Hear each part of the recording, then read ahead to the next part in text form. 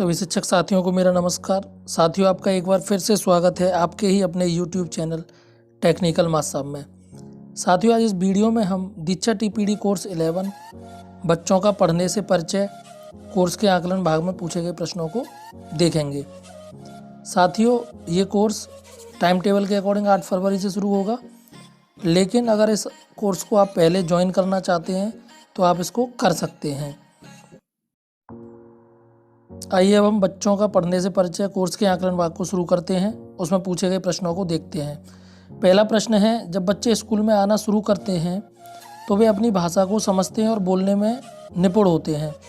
शिक्षक होने के नाते हम उनकी इस मौजूदा निपुणता का कक्षा में कैसे लाभ उठा सकते हैं?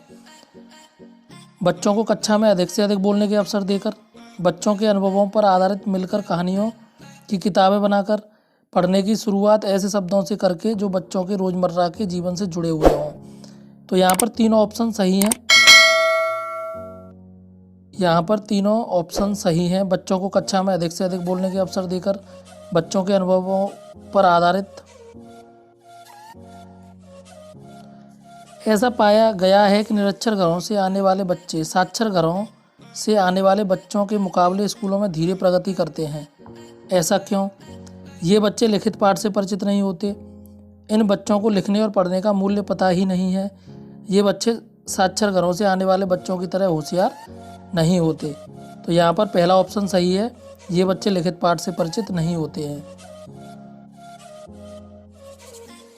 निरक्षर घरों से आने वाले बच्चों को लिखित पाठ से परिचित कराने के लिए हम क्या कर सकते हैं? कक्षा भर में बड़े अक्षरों में लिखे चार्ट या पोस्टर लगाए जा सकते हैं। रुचिपूर्ण कहानियाँ जोर से बोलकर पढ़कर सुनाई जा सकती हैं। हम खुद किताबें पढ़कर बच्चों के लिए आदर्श रोल मॉडल बन सकते हैं। तो यहाँ पर तीनों ऑप्शन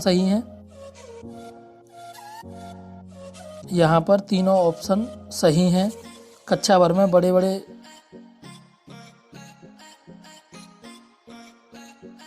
नीचे दिए गए विकल्पों में से एक चुनकर नीचे लिखे वाक्य को पूरा करें। पढ़ना सीखने में मुख्यतः शामिल है अक्षरों को पहचानना और उन्हें सही आवाज़ देना, पढ़े हुए शब्दों का अर्थ समझना, पढ़ी हुई जानकारी को याद रखना और उसे अन्य जानकारियों से जोड़ पाना।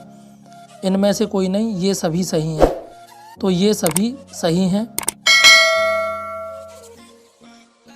इसका लास्ट ऑप्शन सही है। हम में से अधिकतर लोग वाक्य पढ़ने के लिए किस प्रक्रिया का इस्तेमाल करते हैं? वाक्य को शब्दों में तोड़कर पढ़ना, वाक्य में शामिल हर शब्द में शामिल आवाज़ों को तोड़ना, अपनी पहली जानकारी के आधार पर सोचे समझे अनुमान लगाना। यहाँ पर तीसरा विकल्प सही है, अपनी पहली जानकारी के आधार पर सोचे समझे अनुमान लगाना। शिक्षक के रूप में हम अपने बच्चों को बेहतर और जल्दी पढ़ने में कैसे मदद कर सकते हैं?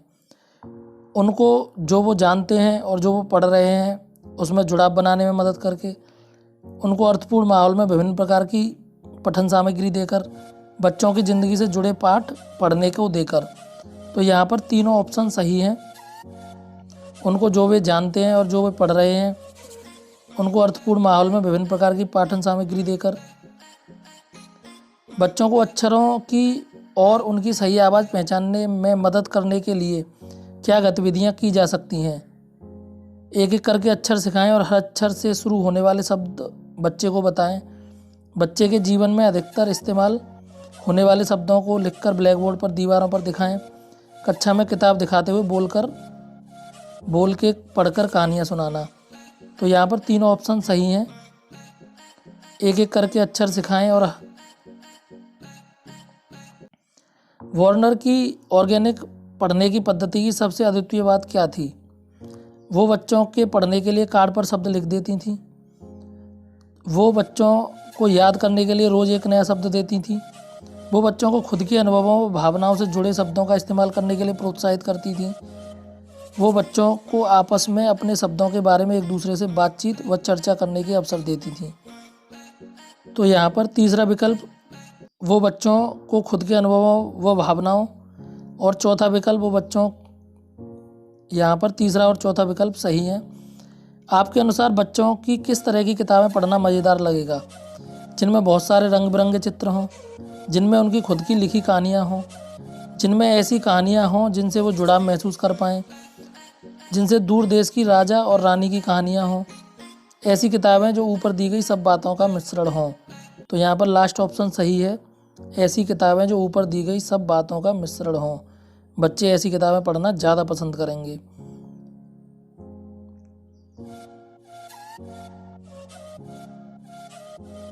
साहिल अपने बड़े भाई से शब्द जल्दी सीख पाता है, लेकिन जब वही शब्द उसकी मम्मी उसको सिखाने की कोशिश करती हैं तो उसे सीखना ज़्यादा मुश्किल लगता है। ऐसा क्यों? अपने से थोड़े बड़े साथी ज़्यादा पहुंच में लगते हैं। अपने से थोड़े से बड़े साथी जब गलतियों को ठीक करते हैं तो कम बुरा लगता है। बड़े लोग ज़्यादा माहिर होते हैं और शायद बच्चे की परेशानियों को ठीक से नहीं समझ पाते। तो यहाँ पर तीनों ऑप्शन सही हैं। अपने से थोड़े बड़े साथी ज़्यादा पहुंच में लगते हैं, पहला ऑप्शन। दूसरा ऑप्शन, अपने से थोड़े से बड़े साथी जब गलतियों को ठीक करते हैं तो कम बुरा लगता है। और तीसरा ऑप्शन, बड़े लोग ज़्यादा माहिर होते हैं और शायद बच्चे की परेशानियों को ठीक से नहीं समझ पाते। तो यहाँ पर ये तीनों विकल्प सही हैं।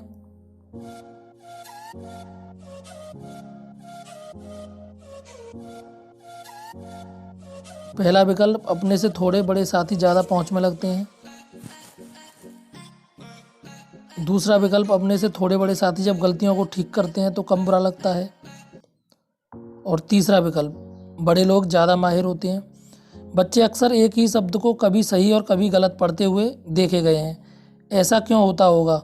वो ध्यान से नहीं पढ़ते, शायद उन्हें पाठ मज़ेदार नहीं लग रहा होगा, जो अनुमान लगाकर और अभ्यास करके धीरे। तो यहाँ पर दूसरा ऑप्शन, शायद उन्हें पाठ मज़ेदार नहीं लग रहा हो, तीसरा ऑप्शन सही है। दूसरा और तीसरा। सीमा जब भी पाठ पढ़ने लगती है तो उसकी शिक्षिका उसको हर गलत शब्द पढ़ने पर उसे सही करती रहती हैं। सीमा अब कक्षा में पाठ पढ़ना ही नहीं चाहती। ऐसा क्यों? सीमा शायद चिंतित महसूस करती होगी कि वो फिर गलत पढ़ेगी। उसे शायद पाठ न पढ़ना ज़्यादा आसान विकल्प लगा होगा।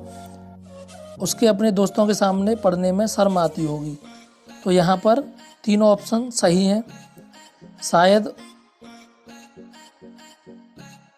करती होगी कि वो फिर गलत पढ़ेगी। दूसरा विकल्प, उसे शायद पाठ पढ़ना ज़्यादा आसान लगा होगा।